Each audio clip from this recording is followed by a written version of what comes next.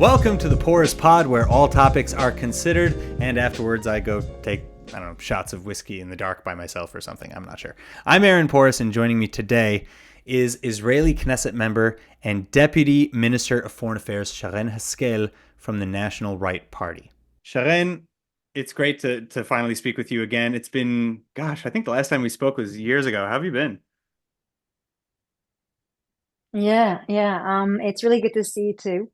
It's been a very tough year, to say the truth. It's yeah, we're taking it one day at a time. Every day brings its new surprises. So Yeah. I think that if we learned anything this year, that when you think you reach the bottom, you can knock there and can open up even further down. Um, but looking forward, we know that we need to win this war. This is about our existence and the future of our children. Um, and to be honest, it's about having, freedom in our world. That's what it really means. And we know that we're the front line for it. So, yeah. How, I kind of want to I like in this format to get to know you and put you as a human in context in everything that's going on in addition to your official capacity. So, I know you have young kids. Obviously, you're a member of the Knesset. Now you're a minister as well. Like, how do all these things jive when day to day, you're under rocket fire or you're having to fly or drive to wherever to give a speech or I don't know, like what is it like a day in the life of Sharren Haskel? It's crazy. It's crazy. It's really, really crazy. Yeah. Actually, I think right now for 3 days I didn't sleep. Okay. Uh, Between the votings in the Knesset and the sleepless night with babies, I have three babies. I have my eldest one is 4 years old, and I have 2-year-old twins. wow. So it's like if I turn the camera around, you'll see like toys and diapers and everything, but here above it actually it looks nice Yeah. and proper, but I'm really juggling in between those two worlds. And it's not easy. But my little girls, they're my life. And everything that I do for them and for their future. Understanding how fragile it is, especially in this world for women. Hmm. I mean, I think that the last 3 months, seeing what happens in Afghanistan, with little girls and women, and no one talks about the laws, about how to, that they're not allowed to study, that they're not allowed to speak, they're not allowed to sing, they're not allowed to get out of the home. Yeah. I'm And then trying, you I'm go trying, to I'm trying to Iran remember where I saw it. Maybe it's like a and meme what's or it was a happening joke there. or something that I read somewhere that it was like somebody made the comparison to cats that a stray cat has more rights in Afghanistan than women at the moment. Mm, yeah. And what about Iran? I mean, those women who are executed, the last case of this girl that was beaten because of her headscarf and Yeah. Masa her Amini. clothes were like partially torn and she just took them off. Yeah, well, Masa Amini, that's 3 years ago. These are Recently. Yeah. brave, I saw brave that women video. who gives entire inspiration.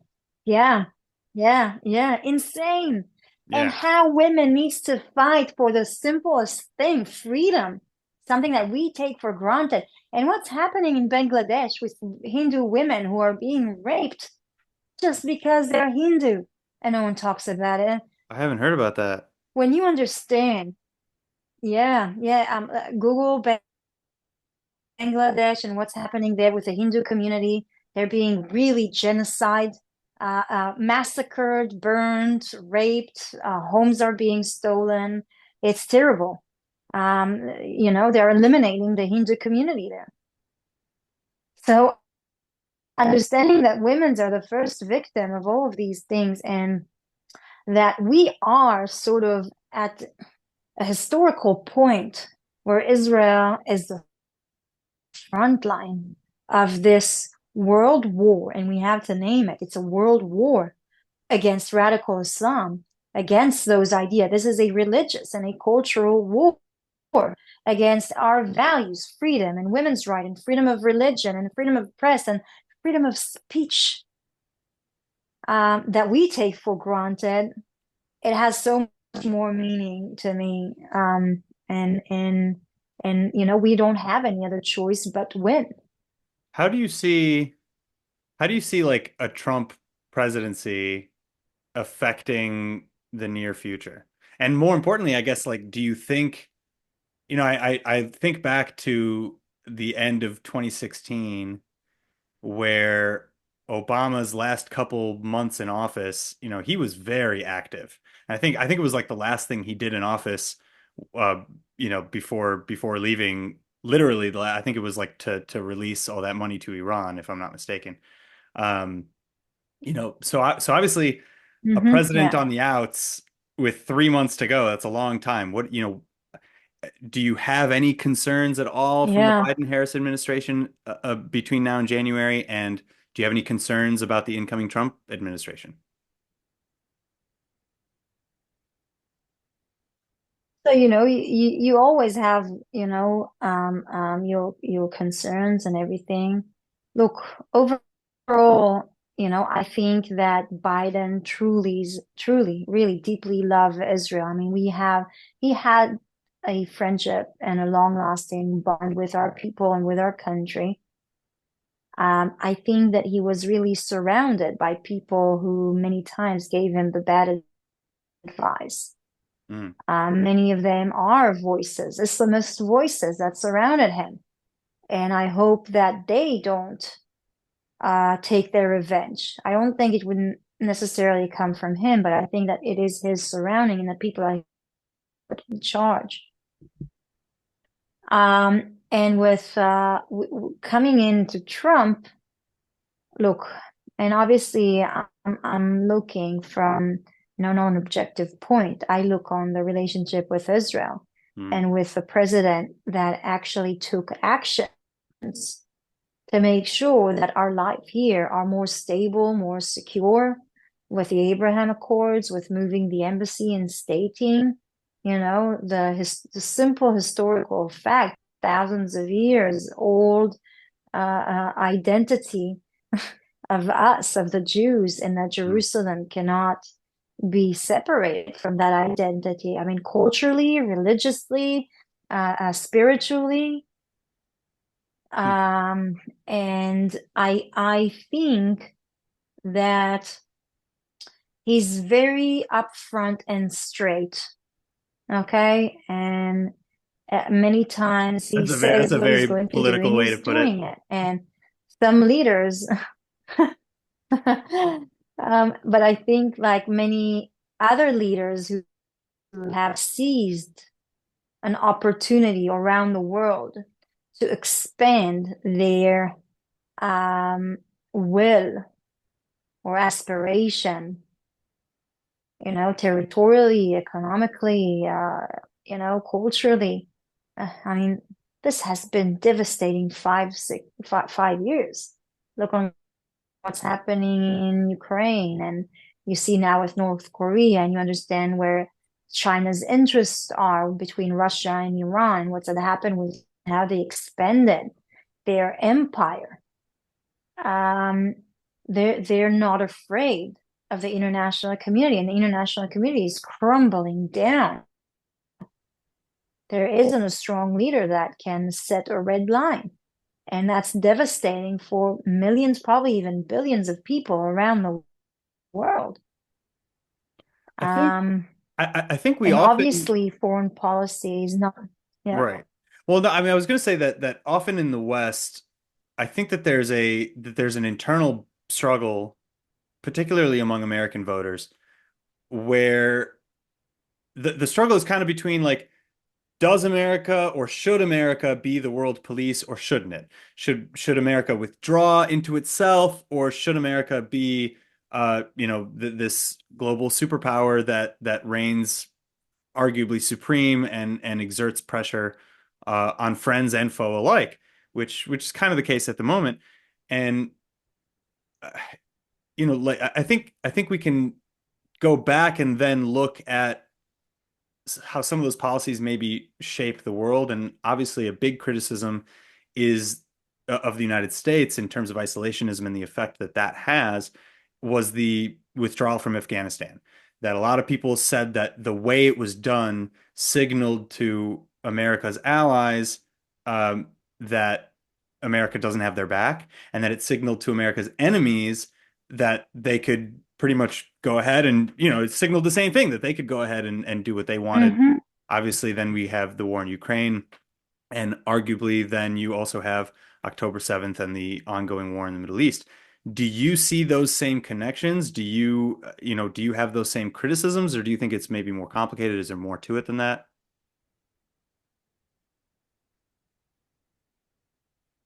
It is more complicated. It's like really, really complicated. But Mm, I think many Americans don't realize how precious freedom is. I mean, you got that rights, your rights, the freedom of speech and freedom of movement and freedom of press, and you know, you got that on a silver platter. In this generation, many Americans don't value that. mm, I think they don't appreciate that, like the younger generation, because they never had to fight for that. And America will always be, at least, until maybe things change, and then America pulls out, and it's not a big influencer in the international community, and its values are not important to like fight for. But look, there's evil all the time and everywhere. And evil people look for power and influence. And those values that have always, identified or were guarded by America are those values that, if you ask any person in the world, he wants to live by them. The Iranian suffered so much. They would give so much to live under the same liberties that was given to America on a silver platter. I mean, many Americans have paid a precious price and lost their lives throughout history, but many of the younger generation just take it for granted. And they don't understand the oppressed Iranian people, that the Iranian regime is occupying that country and is oppressing them. They don't understand, the average Afghan person.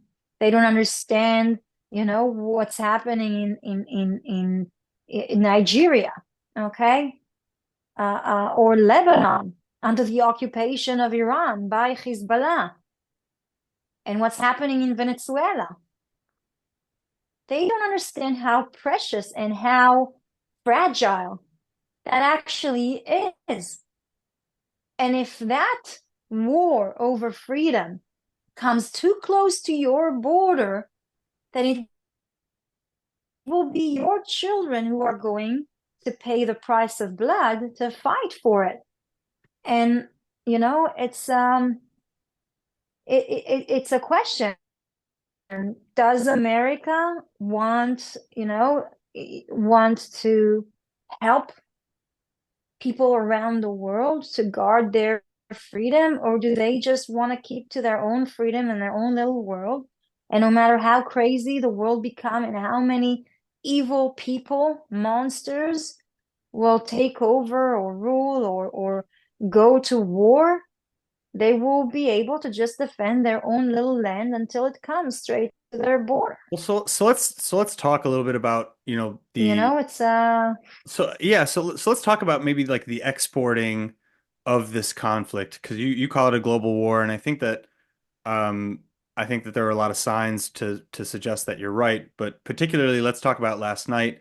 Obviously, a pogrom, a lynch mob, organized group of Islamist pro-Hamas inspired, you know, uh, people in the Netherlands who lied in wait. I mean, according to the reports, this was highly organized. They were waiting for some 3,000 Jews and Israelis who were inside of a soccer stadium to come out. The police were nowhere for some reason for at least an hour and a half, and then even afterwards were not particularly helpful. Where are we right now? Because I know Israel at one point was planning to send evacuation planes. I don't know if they've arrived or if they were turned back. And what does that say about Israel's faith in the police and justice system in the Netherlands, by the way? And then on top of that, like how does this how like I don't know, make sense of this for me because this is nuts. I don't think I ever expected to see what I saw unfold last Mm, night. hmm. Yeah. Um, if you would have asked me 5 years ago, I would tell you there's not a chance something like that will happen. But seeing what had happened in the last year, yeah, no, I mean, this should be a serious red flag waving over it, explaining to the European people in all those capitals, in Paris, in London, in Amsterdam, you know, um, it's coming to you. It's there already. Radical Islam is not going to skip anyone. And the Jews might get hit first, but it never ends with the Jews. It always continue on. I mean, And seeing yeah. how many authorities have, I mean, look, you've had massive marches through the streets of Washington, New York, London, Paris, Amsterdam for the last year, calling for jihad, calling to globalize the intifada. What does that mean? It means to bring the violence, the killing, the raping to your streets.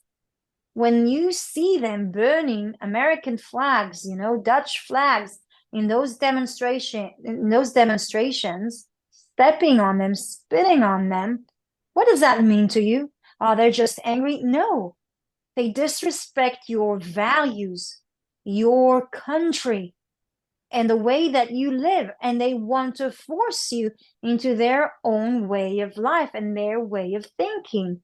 That's called to globalize the intifada, bring it home. Hmm. And when you see those mobs, those Islamists marching with, flags of terrorist organizations, what does that mean to you?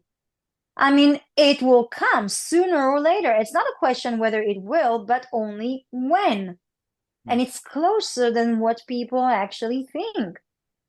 I mean, look, I'll give you an example, okay? Hezbollah, that's the long arm of Iran. It's been Lebanon. controlling and occupying Lebanon for many years, forcing them to a life they didn't really wanted, pressuring on their economy and on the way they live. Hezbollah is the most well-set organization of Iran. And it doesn't just operate in Lebanon, it's well set in Europe as well. But did you know that they are the main organization that's controlling the illegal drug and weapon trafficking routes in Central and South America? Why is Hezbollah in Central and South America?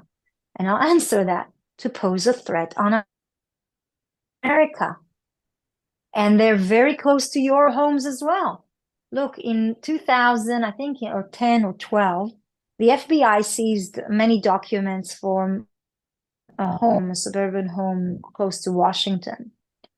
And in those documents, they outlined, it was documents, written by the Muslim Brotherhood, Qatar, on how to infiltrate American society, Yeah, okay? it was like Through a civil 30 or 40-year society plan or something, wasn't it? organizations, through mosques.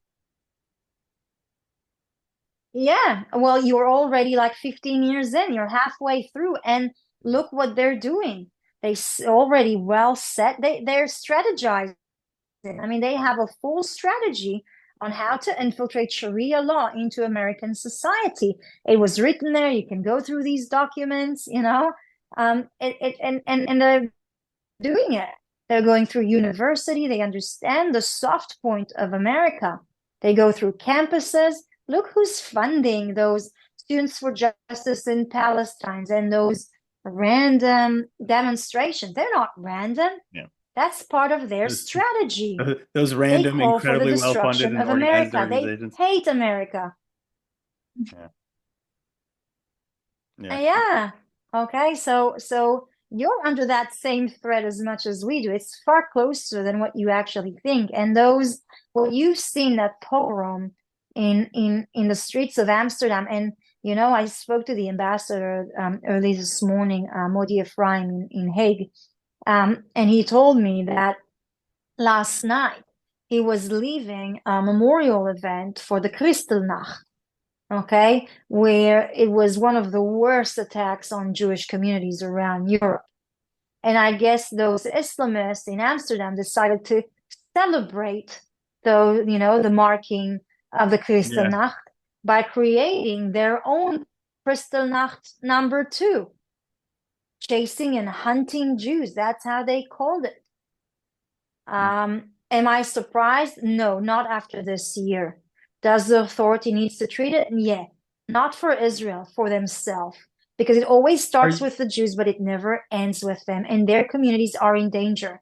I mean, obviously, like the Netherlands is not like other countries in Europe in that you have officials like Geert Wilders, who is outspokenly calling on everybody who failed last night to resign. He's calling on investigations. He's saying Hmm. that they should potentially arrest and deport anybody who was involved. Uh, how is this? How does this event honestly blow back on other Arabs who are not Islamist, other Muslims who are not Islamists, who are actually trying to live peaceful? Like, how does this blow back on them? And I guess like also you're probably not shocked. Part of me isn't either, but like, have you seen any of the headlines of how last night how the attack was covered? I saw like in the AP, for example, which was then reposted by ABC, that it was, they categorized it as clashes between the Israelis and local Netherlands Arabs, and that unsubstantiated claims were given equal weight about how Israelis were randomly calling about anti-Arab sentiments at some point in the night, which was not corroborated. I didn't see that anywhere. Mm, I didn't see I saw plenty of people filming themselves beating Jews in the street. I didn't see any video of Israelis chanting anti-Arab slogans, but what do you make of this? What Jews do you make beating, of yeah. what comes next? Look, look, there's always quarrels in sports game, and you hear about some violence and some fights and things like that. But that wasn't that, okay? These were mobs of 5 to 10 people waiting in the streets, in the alleys, trying to identify Jews and attacking them. This was planned and organized. I've seen posts on social media, let's go hunt for Jews, things like that. I mean, that has nothing to do with sport quarrels, or I even heard some people called, oh, it's a demonstration that got out of hand. Someone asked me in an interview Right. early on today. Uh, that's not a demonstration. You going out, 5 to 10 people, searching for Jews and beating them up to the ground. Is that a demonstration? Is that something acceptable? These are people who are taking law and matter into their own hands. Okay? And that's dangerous. These are dangerous people. These are might be Jews or Israelis today, but this would be a woman that's being raped tomorrow because he feels he's above the law. These would be Christian communities because Islam calls any other religion but Islam infidels, and those are people who've been radicalized. And Gil Wilde, he's really good in identifying the problem, and he's got some solutions, but he wasn't capable of forming coalition that would put him in the power of being the prime minister yet. Yeah. And without the opportunity to actually not just speak but act by it, uh, you things might go in a different way, and it is a possibility. And until now, there were many words, and I'm really grateful for the statements of the king of the Netherlands, King Willem Alexander, and also the prime minister, and his remarks as well, and the condemnations and everything. Yeah, but we're far beyond words. Look, some of the problems in Europe and in the States as well is that, much of the immigration that was coming in, much of it imported a lot of the major problems of a heart of conflict of what is happening in the Middle East and in other places. Okay. Like, why would there be refugees from Iran if the IRGC is such a good Mm, government to them, if life is so good under them? Okay. People are fleeing for their life. But you've actually accepted many supporters of the IRGC as well in America as refugees. Okay, those supporters are actually also spreading and operating and working with them, to spread their ideas. That's mm, the same with some of the immigrants from Syria and now from Gaza as well. mm. All right. Well, I mean, so I want to pivot a little bit now and bring it a little bit more, internal politics to Israel at this point. We have, just a couple minutes left on our call here, but I obviously Netanyahu, Prime Minister Netanyahu, has replaced Defense Minister Gallant with Katz. We're still in an ongoing conflict with Gaza, ongoing conflict in Lebanon, extending on multiple fronts with Iran and its proxies. Katz does not obviously have the same connections or the same military history as Gallant. He didn't rise through the ranks like Gallant did. You know, what do you make of this, and how does that move Israel Oh, towards the does goal? that, And I mean, what does a a lot of foreign, people, a lot of people what would does look at a, this and say, okay, well, so, it's just mhm. Bibi using Katz as a puppet. Look, what makes a good defense minister? Can you explain that to me? I imagine What somebody who makes has a a good good treasury, strategic mind, and minister of treasure? I mean, I ideally, Does that in a mean that perfect world, it would be somebody who's qualified for the job, the somebody who knows numbers, somebody who knows strategy and warfare. not necessarily, okay? Not necessarily, because you got that from the system, okay? You had as many experts to help you build a strategy in the system, in the army, in the treasury, in the foreign ministry. You're not the minister because you are an expert, a professor from university for conflicts and for a history of wars. Okay. And that doesn't make you qualified. But you don't You think are a that? decision maker, and people, you need to understand, you need to be able to make right choices, and you need to understand a far wider aspect of just the military aspect. You need to think of what these actions, what's going to be the consequences of them later on, economically, from foreign policy issue, geographically, okay, from a natural resource point of view. And you need to understand people and what your people need. And that's what makes a representative.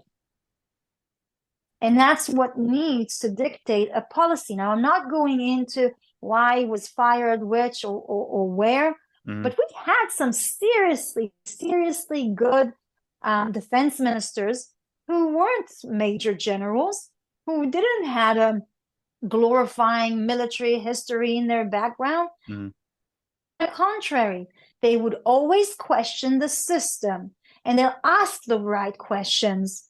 And when you are, sometimes because you're such an expert, and sometimes even because you come from the system, you blindly agree with them on almost everything and don't question it.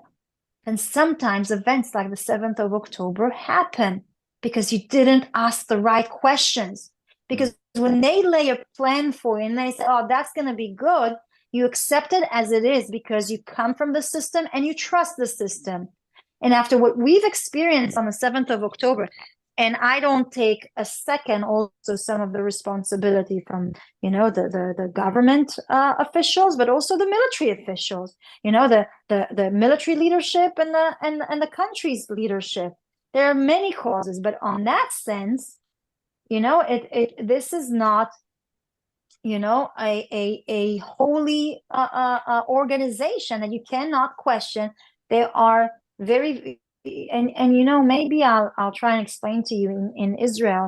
And for me, there's far more experienced people for me in the Knesset, but I'm almost closing a decade now. Okay, I've been for more than 9 years in the Knesset. I love, the legislation part of it and the committees, and I go really well into it. And you know what? Many people think, oh, if this expert and this professor on such and such would have sit in this committee, it would have looked completely different. Mm. Bullshit. I've seen people agreeing with the other side, not question. I mean, our job in the parliament is to actually do the oversight. Okay. And in order to do that,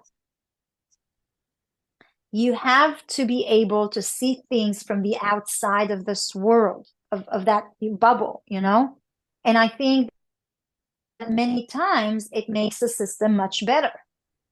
And so issue saying, oh, he's a civilian, he can't be Yeah, I mean, a I mean, defense obviously, minister. anybody Bullshit. can be. Sorry. Yeah, I mean, Okay.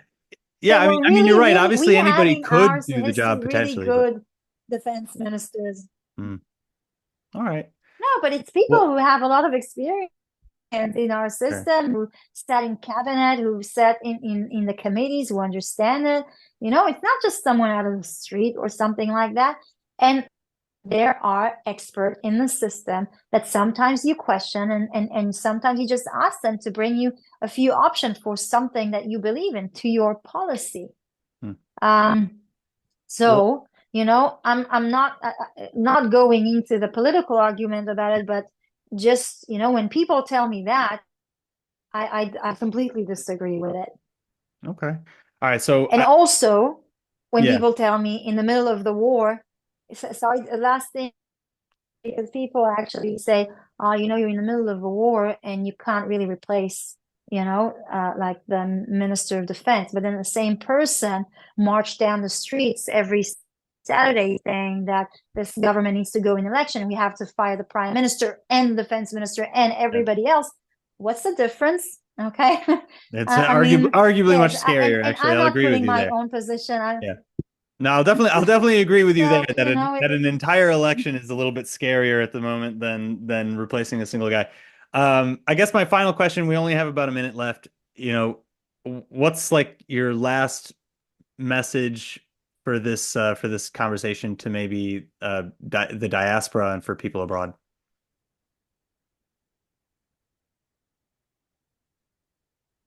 what is my message? Mm, Wake up. Really, really wake up. We are in the middle of a third world war on our identity, on the values that we believe in, on the way we live, and the freedom that we want. And you need to trust your identity, be proud of your identity, and not be scared of defending your values and your belief, which is who you are. And that's what this war is about. And it's not just, a military front, in the Middle East and such. yeah. This front is being fought in the media and on social media and economically and on so many other levels, trying to influence by those radicals like Iran, like Qatar, like Turkey. Mm. We are at war with radical Islam, and you better wake up now before it comes to your front door, and you will have to pay an unbearable price that we had to pay on the 7th of October.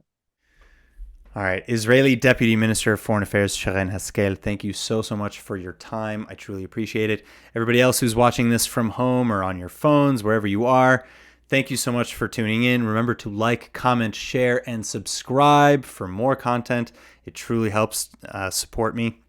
In addition, obviously, you can find me on social media. You can find me on X at @A_Poris, or on YouTube at Aaron Poris, and at aaronporis.com, where you can find more content, my other podcasts, links to various things that I'm doing, and of course, merchandise. I've got lots of really cool graphic tees and all sorts of fun things, and more is to come. So again, love you, take care, and I'll see you next time.